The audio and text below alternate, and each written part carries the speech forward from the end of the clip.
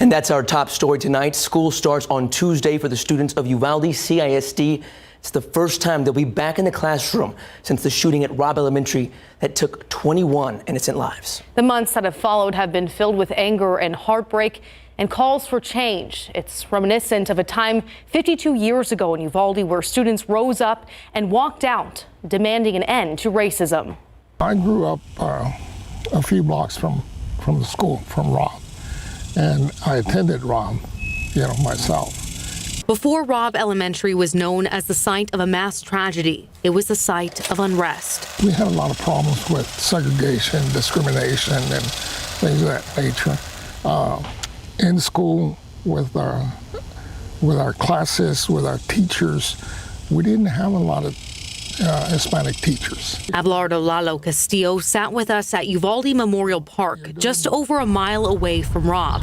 He's the only living non-student organizer of Uvalde's 1970 walkout. The catalyst for the walkout was the fact that the principal at Robb Elementary did not want to renew one of the only Mexican-American teachers that we had. His name was George Garza.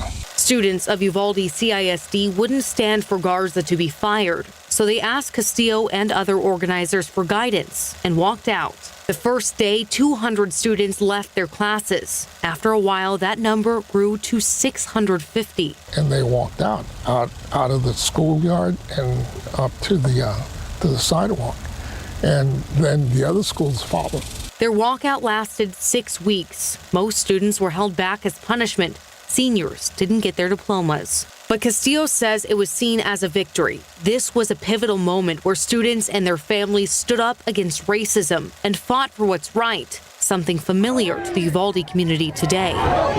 The leadership back then was garbage, and look what happened.